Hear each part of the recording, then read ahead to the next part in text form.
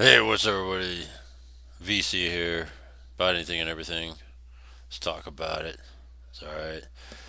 I mean, it's just really just relevant stuff and, something to always talk about. This is what it's all about. Anyhow, I'd like to share with you guys things that are happening and share with you my thoughts on it. I'm here on YouTube, here on Rumble.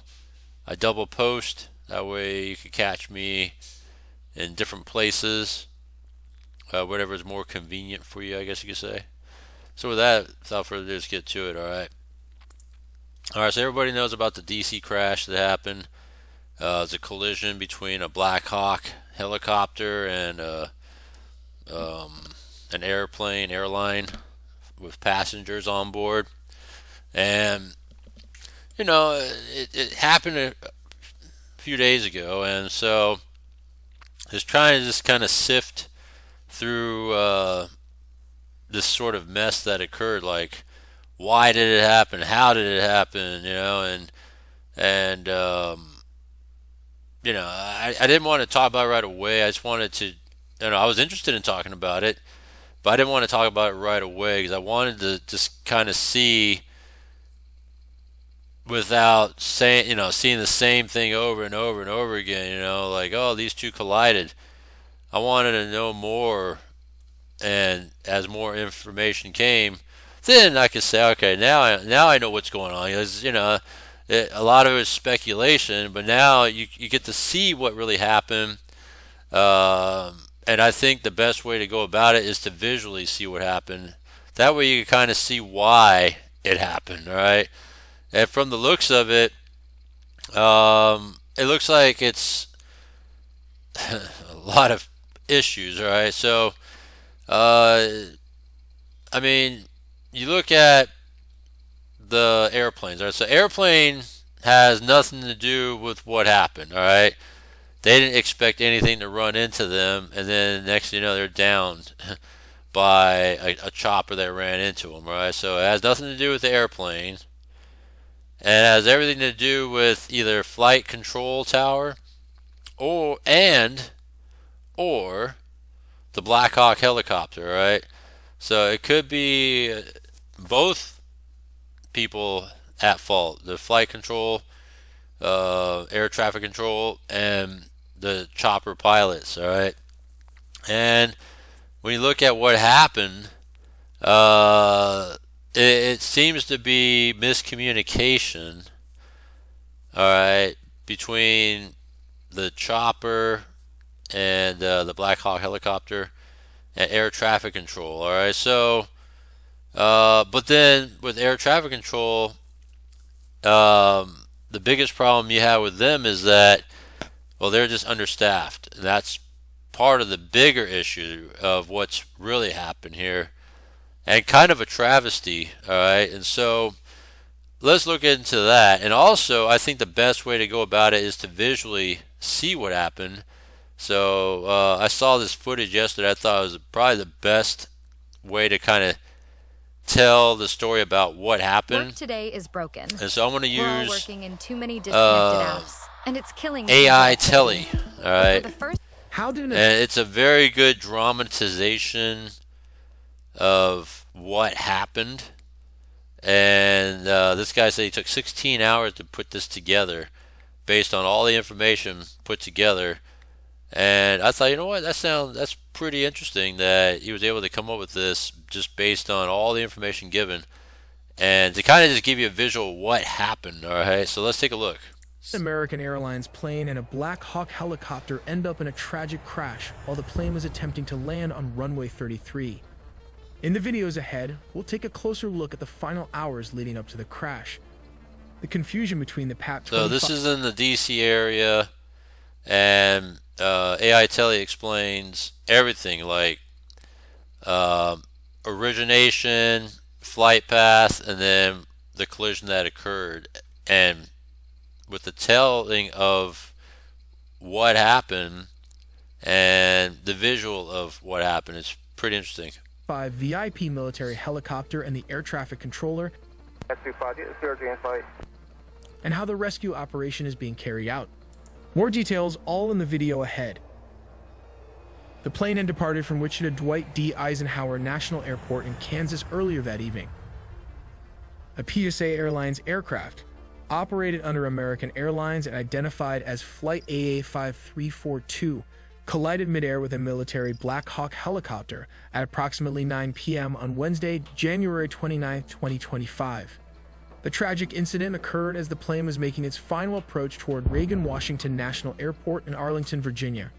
American Airlines confirmed that 64 people were aboard the jet, 60 passengers and 4 crew members, while 3 soldiers were aboard the military helicopter. This plane's radio transponder stopped transmitting about 2,400 feet, which is around 730 meters short of the runway, roughly over the middle of the river. This has marked the first major U.S. commercial crash in more than 15 years.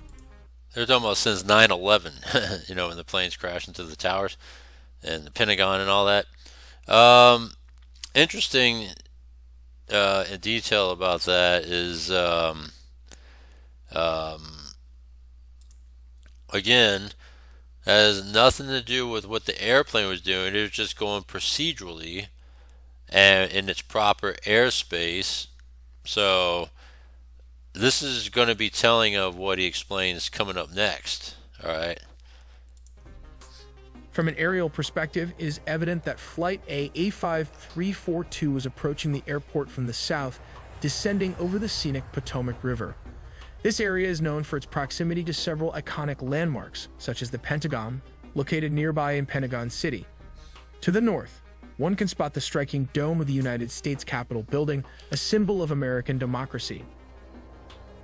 The Potomac River, which encircles the airport and much of Arlington, serves as a natural boundary and offers breathtaking views for arriving flights. However, this area is also densely trafficked, both by air and on the ground, adding to the complexity of air traffic management in the region. American Airlines Flight 5342, which we'll refer to as the landing flight, was on its final approach to runway 33. At this stage, called short final, the aircraft was mere moments from landing, flying at an altitude of about 400 feet. This is the most critical phase of landing, where every second counts and pilots are laser-focused on safely bringing the plane down. At the same time, an Army Blackhawk helicopter, identified as PAT-25, was reportedly on a possible training flight. It was flying perpendicular to the flight path of Flight 5342, following the course of the Potomac River. The Potomac River is a designated flight corridor for helicopters, and it's common to see aircraft like this operating in the area. The key difference between the two aircraft in this scenario was their operating rules. The Blackhawk helicopter, PAT-25, was flying under visual flight rules. This means it was required to rely on visual observation of its surroundings to avoid other aircraft. The landing flight 5342 was operating under instrument flight rules, which give it priority over VFR flights in controlled airspace. This system assumes that VFR aircraft will actively maintain visual separation to avoid conflicts. Moments before the collision, the air traffic control tower at Ronald Reagan Washington National Airport called PAT-25 to confirm whether they had the other aircraft in sight. PAT-25 responded that they did. At first glance, this seems like an acknowledgement that they were aware of Flight 5342's presence and were taking steps to avoid it. However, it now seems likely that PAT-25 had mistakenly identified a different aircraft, possibly a departing flight from the same airport, and believed that was the other aircraft referred to by the tower. Tragically, PAT-25 may not have realized that Flight 5342 was descending directly into its path. This misidentification could have led to the Blackhawk failing to adjust its course in time to avoid a collision. Although I'm not a pilot, And this is what Blackhawk appears down. to have happened based on the available information. It's a heartbreaking incident that raises questions about how such misunderstandings can occur and what safety measures can prevent them in the future. If you have more insight or expertise, please feel free to share your thoughts in the comments. The passenger plane broke into multiple pieces and sank several feet into the river. Meanwhile, the helicopter ended up landing upside down on the water. Regarding the rescue mission, the main challenge is access. The water they're working in is about 8 feet deep, which is roughly 2.5 meters. It's not that deep. when On you think top of about that, it. the conditions are tough. There's strong wind, Short chunks river. of ice floating around, which obstructs rescue workers. Yeah, those conditions We are also tough. have audio from air traffic control that has been Not published deep, online, but capturing the tough moments as the conditions. two aircraft approach each other. In the recording, we can hear a conversation. S25, in flight. It appears to involve the air traffic controller, with P standing for priority air transport, the helicopter, and CRJ referring to the passenger plane. S25, responded CRJ. The response seems to come from the helicopter, but something goes terribly wrong. S5 has a aircraft inside compressor. The two aircraft continue to move closer to each other until they crash, and there was no response from the other side. If a man really hated ads, here's what he would do. It's Day crazy though, one. because it makes you wonder, like, how can the copter not see it and react fast enough, unless it was just really that fast for the collision to occur, you know? Which is crazy. Kenby Center Cam seems to show two aircraft. A This is the helicopter actual and a footage. commercial airliner colliding, creating Collides a huge right flash. there. If you take a close-up shot, you can clearly see the Blackhawk helicopter traveling at an alarmingly high speed directly towards the Boom. plane. A moment of impending So danger. it has captured nothing in to stark do with the detail. plane. According to reports, the situation unfolded due to apparent confusion on the part of the Black Hawk pilot. He was seemingly unaware of the presence of a second aircraft in the vicinity, which ultimately led to a critical misjudgment. When the flight controller radioed in, asking if the pilot had identified Flight 5342, the pilot confidently confirmed that he had visual contact. Yeah, that's what's the crazy thing, because the chopper would see that, but not what's in front of him, which is kind of, at the same time, kind of odd too, you know? However, the plane he was referring to wasn't Flight 5342. It was a completely different aircraft flying above his position. Like, you see the This one off, misidentification proved you see the one off to the side, but not the one in front of you, you know? And I don't know, that's the part I'm not understanding. You know, that's why I was thinking if it's the chopper error, right, the Blackhawk, because I'm sure that, you know, the lights are on the airplane, costly. and the chopper has lights on as well, that you should be able to see what's in front of you, right? In that sense. The pilot, certain he was operating safely, continued his course. Tragically, he ended up flying directly into the path of an oncoming aircraft. The sequence of events highlights the immense complexity and risks of aviation, where even small communication errors or lapses in situational awareness can lead to dangerous, life-threatening outcomes. Let's take a look at a different case scenario of a Jeju Air flight. So now he just goes on with other examples of other scenarios that occurred. So I just wanted to just give you guys a visual about that, about what happened there. Yeah, it's kind of crazy, you know. And one thing that was noted is that, all right, there's two things noted actually. One, it's not a transgendered pilot as speculated. You know, so this is to debunk that it was a transgender pilot, that they didn't have enough mental acuity in that sense. Because, you know, when you're going through transgender, you know, operations and hormones and all that, supposedly it's a mental thing. Supposedly, all right? I'm just going off of that. And, you know, if you don't have the mental capacity, full mental capacity to operate, you know, that sort of thing. That was a speculation, right? But then it was debunked that it wasn't a transgender pilot, all right? Because I know that the government is taking steps into, I guess you could say, what do you call it, DEI, the military and all that, since it is a military-operated Blackhawk chopper, right? And so that's that. Also to note is that the pilots of the helicopter do have lots of hours of experience. The main pilot has like 1,000 hours.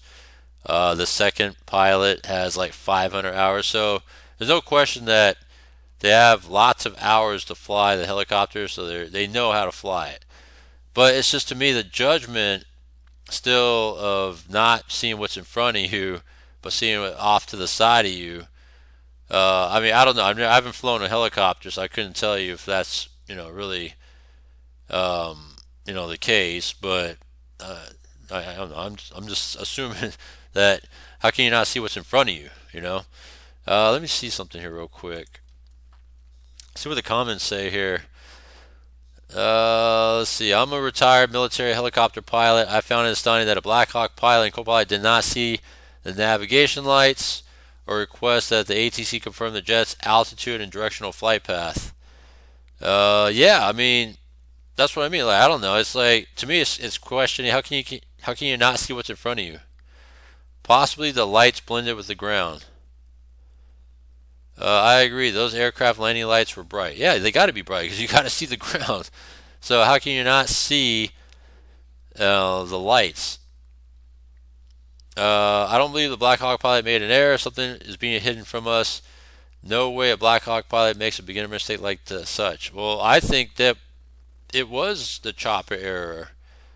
I'm not a pilot and thought the same thing. Nothing makes sense. Perhaps incompetent idiots flying who should have never been given a pilot's license.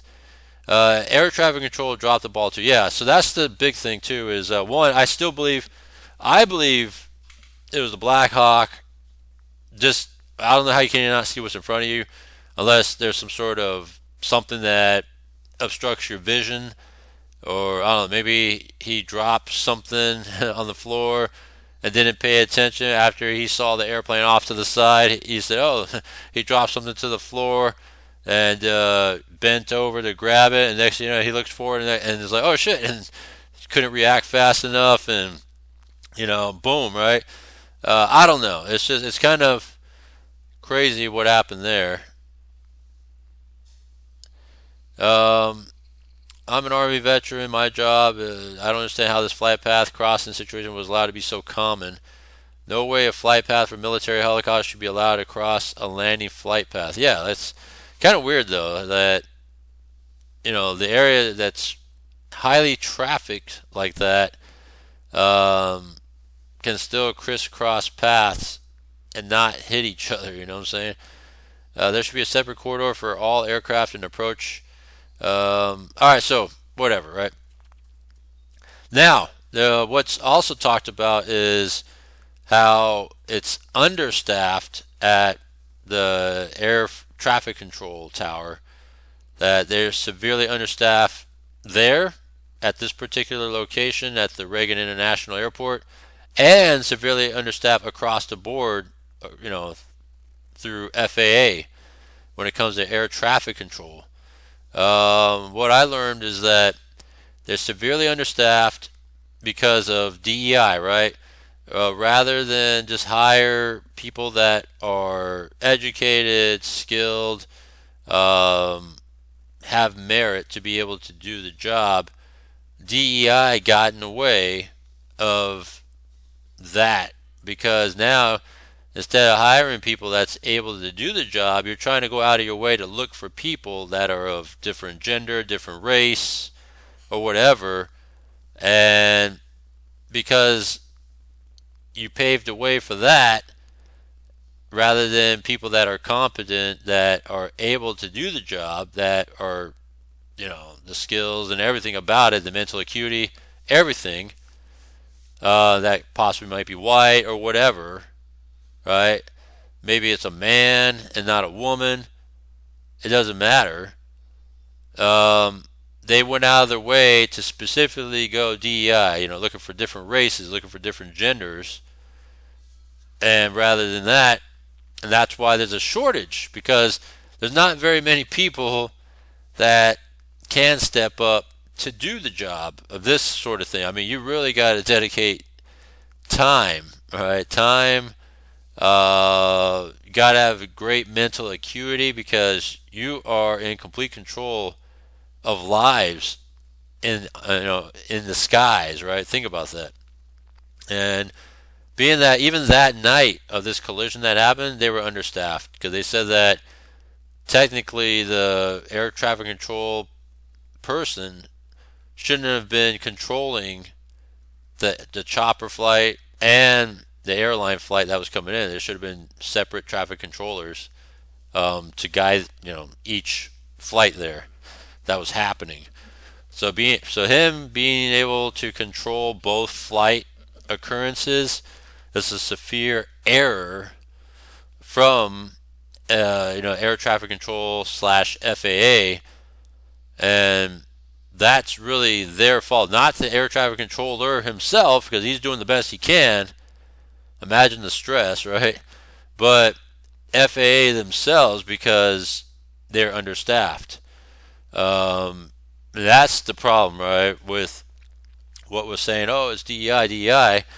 Well, yeah, it's not necessarily that DEI hires. I mean, it could be, but DEI hires could be part of the problem. But I don't think that's the problem itself. It's more of them going out of their way to hire DEI hires, and that's severely hampered personnel hiring because they're going out of their way to look for a specific type of people rather than the people that have the skills and, again, mental acuity to do the job. I don't know.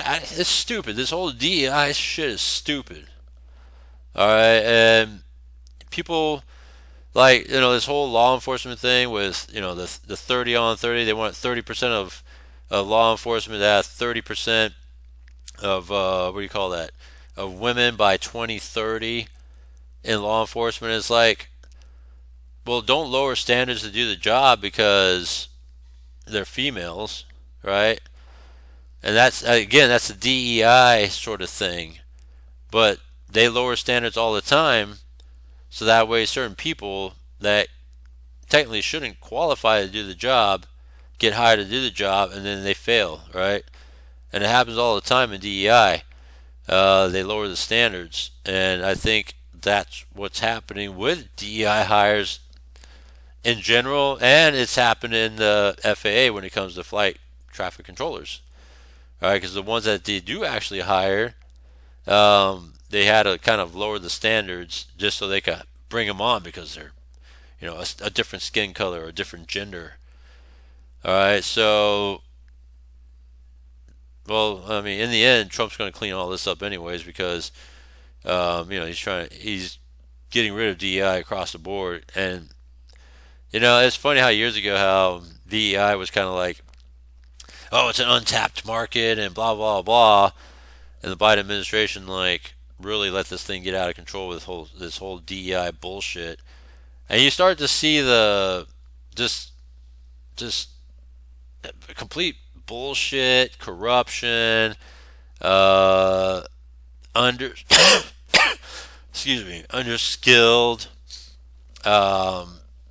under merit, right? People that don't deserve to have these jobs. You see what happens, right? It's been a disaster all these years, and now lives are lost because of this disaster. So yes, I do believe it's a DEI problem because either you have people that shouldn't be doing the job, or they don't even have enough staff to do the job. It's both issues, right? At the same time, I still think it's the Blackhawk helicopter's error as well. Because I don't know how you can't see what's in front of you, right? Well, they did recover the black boxes, so we're going to see what happens with that, and then go from there on what if there's anything that was said in those black boxes that are recording what was said, conversations and such, to go from there. I'm assuming the airline was just business as usual and probably didn't even see it coming and got bam, didn't see it coming, right? It just gets smashed into and I don't know if it was instant or not, but it seemed like it was an instant crash and it was done. So in that sense, there's no suffering. I mean, I hate to say that, but and at the same time, the chopper though, I just wonder what was said in their black box before the collision, if there was anything said at all. But here's my side speculation. I think the pilot might have dropped something between his legs or whatever off to the side and acknowledge, oh, I see that flight coming in off to the side there. Boom, I acknowledge that is the flight, 5342. I see it, right? Acknowledging to air traffic control. Oh shit, I dropped my pin or I dropped my whatever on the floor. Let me reach for that. Oh shit, I didn't see that one that was in front of me, right? And bam, shit, But I don't know. That's just my thoughts on that. But yeah, so this is something I wanted to talk about and cover here. We'll see what happens here with the black box audio and see if there's something that comes out of that. Other than that, tune in on the daily. As we talk about this stuff that comes about. Let me know your comments. Comment down below. I'm on Rumble. I'm on YouTube. Thank you. Subscribe. Hit the bell icon for all of it. All of it. And links are in the description. You'll see everything. Thanks. I'll see you next one.